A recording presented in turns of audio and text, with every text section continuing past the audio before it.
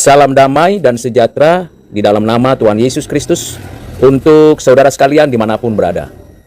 Hari ini kita melanjutkan pembacaan dan renungan dari Mazmur 68 ayat 8 sampai 19. Demikianlah firman Tuhan. Ya Allah, ketika Engkau maju berperang di depan umat-Mu, ketika Engkau melangkah di padang belantara, bergoncanglah bumi, bahkan langit mencurahkan hujan di hadapan Allah. Sinai bergoyang di hadapan Allah, Allah Israel. Hujan yang melimpah Engkau siramkan, ya Allah. Engkau memulihkan tanah milik-Mu yang gersang, sehingga kawanan hewan-Mu menetap di sana. Dalam kebaikan-Mu, Engkau memenuhi kebutuhan orang yang tertindas, ya Allah. Tuhan menyampaikan sabda, orang-orang yang membawa kabar baik itu merupakan tentara yang besar. Raja-raja segala tentara melarikan diri, dan perempuan di rumah membagi-bagi jarahan. Maukah kamu berbaring di antara kandang-kandang? Sayap-sayap merpati bersalut dengan perak, bulu kepaknya dengan emas berkilau-kilauan. Ketika Yang Maha Kuasa menyerahkan raja-raja di sana, turunlah salju di atas gunung Zalmon, gunung Allah, gunung Basan. Gunung itu yang berpuncak banyak, gunung Basan itu. Hai gunung-gunung yang berpuncak banyak, mengapa kamu cemburu kepada gunung yang dikehendaki Allah menjadi tempat kedudukannya?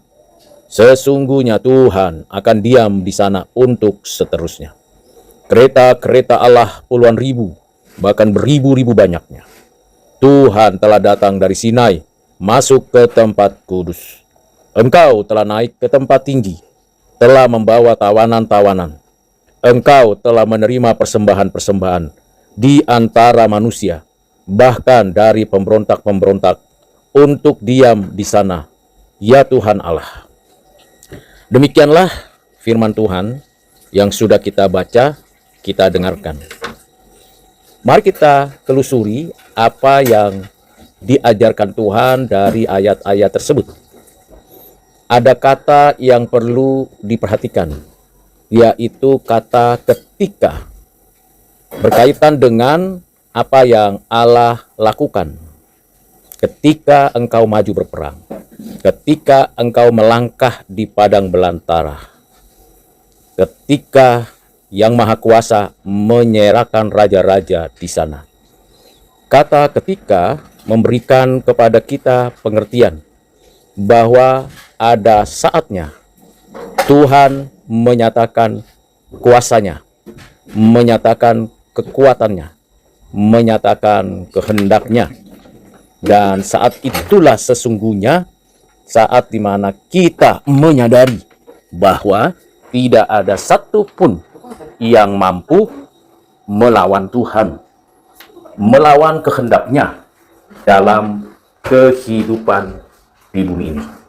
Dan kita percaya bahwa di dalamnya lah kita mendapatkan kemenangan. Jadi dari sini kita mau belajar bagian penting yang perlu diperhatikan. Ada saatnya tiap orang untuk bersandar, bergantung, berharap kepada Tuhan yang menyatakan kehendak kuasanya. Ketika engkau maju berperang, ketika orang percaya menghadapi musuh-musuh Allah, menghadapi orang-orang jahat, bukan umatnya yang maju berperang, tetapi Allah yang berperang. Umatnya mengikuti pimpinan Allah, memberikan kepatuhan kepada Allah yang menyatakan bahwa apa yang dilakukan Allah adalah untuk memberikan kemenangan atas umatnya di dalam peperangan. Jadi kita sebagai umatnya patuh sepenuhnya, ikuti pimpinan kita, yaitu Allah yang memimpin perang, dan tidak ragu-ragu untuk melangkah dengan tepat. Inilah yang dimaksud dengan suatu pengikutan kepada Tuhan yang berperang. Bagian kedua yang perlu diperhatikan, kata yang penting ialah bahwa semua yang dinyatakan Tuhan di dalam dunia yang berdosa, di atas bumi yang berdosa, di antara alam semesta ini, ada yang disebut dengan providensia. Memang kita tahu dampak keberdosaan baik yang dilakukan setan maupun yang dilakukan manusia ialah kerusakan atas alam, atas bumi. Itulah sebabnya kita bersyukur karena Tuhan yang memimpin peperangan memberikan kepada kita providensia. Providensia tidak hanya berbicara tentang ketersediaan, pemeliharaan, pemberian, dan berkat. Memang itu perlu dan penting bagi setiap orang. Namun yang lebih khusus lagi ialah berbicara tentang pemulihan. Jadi providensia itu berkaitan juga dengan pemulihan atas seluruh ciptaan Tuhan melalui jalan yang Tuhan nyatakan.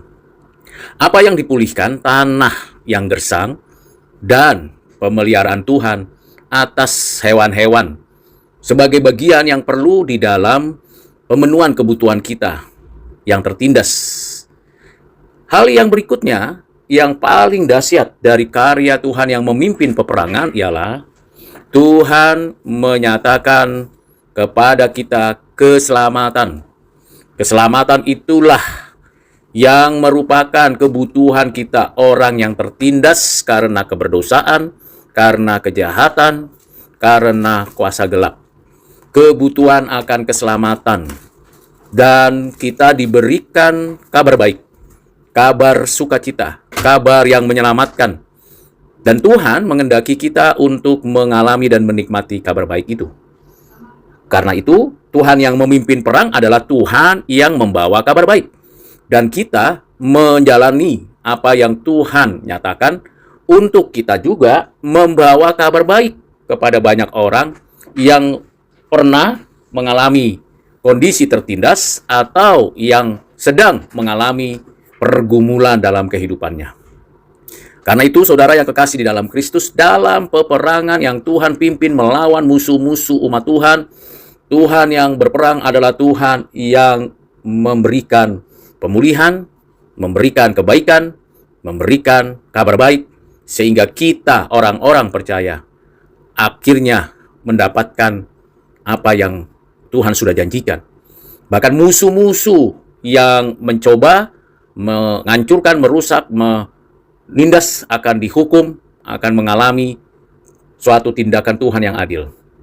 Memang kita tahu ada orang-orang yang tidak bisa menikmati apa yang Tuhan sediakan bagi kita. Mereka bisa cemburu, bisa iri, tetapi Tuhan berdaulat menentukan siapa yang diberkati dan siapa yang dihukum tetap untuk selamanya. Hal ini penting, perlu kita renungkan, perlu kita perhatikan. Kadangkala ketika kita berhadapan dengan kesulitan, pergumulan, kita berhenti pada kesulitan dan pergumulan. Kita melupakan Tuhan yang memimpin perang pergumulan kita. Kita hanya berhenti pada kesulitan dan kesusahan dan cari solusi yang instan.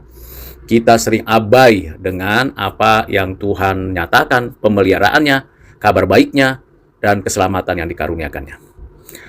Bagian ketiga menjadi bagian yang berkorelasi dengan karya penebusan Kristus secara langsung. Kemenangan Kristus di ayat 19. Engkau telah naik ke tempat tinggi, telah membawa tawanan-tawanan. Engkau telah menerima persembahan-persembahan di antara manusia, bahkan dari pemberontak-pemberontak untuk diam di sana. Ini dapat diterapkan atau setidaknya dikaitkan dengan kenaikan Yesus Kristus. Anak Allah yang inkarnasi, yang hidup sebagaimana keadaan kemanusiaannya, menderita di dalam setiap proses perjalanan pelayanan melaksanakan misi kerajaan Allah, bahkan diadili dengan tidak adil, menerima penghukuman, menanggung segala kesalahan orang-orang berdosa, khususnya umat Tuhan, dan menyerahkan nyawanya mati di atas kayu salib. Akhirnya menyerahkan nyawa itu dan dikuburkan, dan pada hari ketiga menyatakan kemenangan, dibangkitkan Bapa dan Roh Kudus. Kristus yang sudah bangkit menyatakan kemenangannya, menyatakan kebangkitannya selama 40 hari di bumi ini, mengajarkan kembali tentang kerajaan Allah, karena kerajaan Allah bersifat kekal, bersifat rohani, di dalam dan melalui karya penciptaan, providensia, dan penebusan yang dilakukannya. Kerajaan Allah yang diajarkan kepada murid-muridnya. Dan setelah itu, dia naik ke surga. Untuk kita umatnya. Bagaimana kita tahu mengerti tentang hal ini sebagai fakta historis, bukan sebagai sebuah imajinasi, halusinasi, atau khayalan. Tidaklah demikian. Kenaikan Yesus Kristus tidak sekedar sebuah prosesi seperti kenaikan atau diangkatnya Henokh, dijemputnya Nabi Elia, dan tidak seperti apa yang dilihat oleh Paulus maupun yang disaksikan dalam penglihatan oleh Rasul Yohanes. Tidaklah demikian, karena kenaikannya sungguh menunjukkan bahwa memang ia hidup, bangkit, menyatakan kemenangan atas maut, mengalahkan si jahat, dan sudah menebus umatnya yang berdosa. Dengan demikian, waktu kenaikannya, ketika ia naik, bukan hanya mengutus setiap muridnya untuk pergi memberitakan kabar baik, karena kemenangan sudah diberikan kepada umatnya, tetapi juga dia naik membawa tawanan, dia naik memberi persembahan, yaitu dirinya dan umatnya. Dia naik membawa setiap orang untuk bisa berjumpa langsung dengan Tuhan. Dahulu, ketika kita beribadah, umat manusia beribadah, mesti ada perantara. Entah itu mezbah, entah itu ritual di kemah suci, entah itu tatanan yang diatur dalam bait Allah. Tetapi ketika semuanya itu sudah berlangsung, maka anak Allah yang inkarnasi menyatakan bahwa semuanya itu sudah berhenti, selesai. Artinya ada yang dinyatakan Tuhan untuk kita bisa berjumpa dengan Tuhan, berelasi dengan Tuhan, beribadah kepada Tuhan. Kita beribadah kepada Tuhan tidak lagi melalui pengantara manusia, melalui ritual-ritual yang begitu ketat seperti pada zaman Perjanjian Lama, dengan segala syarat dan ketentuannya, karena Kristus sudah melakukannya untuk kita sekali untuk selamanya. Kristuslah Imam Besar Agung, Mesias yang dari Allah, pengantara yang membawa kita datang kepada Allah dalam keadaannya yang ilahi dan manusia. Ketika kita sekarang bisa berbicara kepada Allah dengan panggilan Bapa, dan ketika kita menerima dan menikmati segala berkat-berkat kemenangan Kristus, itu semuanya karena kemenangan Kristus dinyatakan di dalam kehidupan umat percaya. Tuhan telah naik ke tempat yang tinggi, dia duduk di sebelah kanan Allah. Keimamannya tetap untuk selamanya, tidak tergantikan dan tidak mungkin ada yang menggantikan. Imam-imam dalam Perjanjian Lama silih berganti karena waktunya, karena umurnya, tentunya harus bergantian. Tetapi juga imam-imam dalam Perjanjian Lama selalu mempersihkan dirinya sendiri dan mencari cara supaya layak diperkenan oleh Tuhan Allah. Selain itu, imam-imam di Perjanjian Lama yang memiliki kelemahan ternyata melakukan ritual-ritual berulang-ulang itu hanya untuk menunjukkan kepatuhan kepada Tuhan. Sedangkan Kristus, anak Allah yang inkarnasi, keimamannya untuk kehidupan hubungan kita dengan Allah dapat dipenuhi, dapat dipulihkan melalui jalan dirinya sebagai bait Allah yang dirombak, yang dihancurkan, dan dirinya mempersembahkan nyawa, darah, dan tubuhnya, dirinya menjadi korban persembahan, dan tentunya dirinya yang sudah dipersembahkan itu pada hari ketika bangkit, dibangkitkan dan memberikan kemenangan. Sehingga tidak ada satu imam pun yang seperti dia, tidak ada satu imam besar pun yang seperti Kristus. Dengan demikian, ketika ia bangkit, ia menyatakan kemenangan, ia menyatakan kerajaan Allah sekali lagi kepada murid-muridnya, ia naik, ia benar-benar panglima perang yang menang. Menang menghadapi semuanya.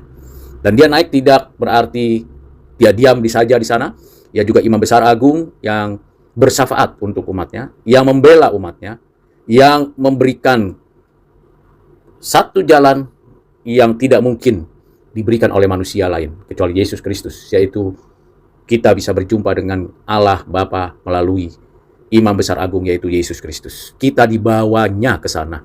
Dan semua persembahan kita yang dulu hanya ritual, yang sekarang hanya kelihatan seperti persembahan fisik, persembahan pelayanan biasa, tetapi semuanya itu dibawa kepada Tuhan, dikuduskan, dikhususkan, dan dipersembahkan kepada Bapa. Demikian juga kita yang dulunya pemberontak, karena dia sudah naik, kita menjadi umatnya. Kitalah imamat yang rajani, umat yang kudus, kepunyaan Allah. Kita diangkat, dijadikan anak-anak Allah.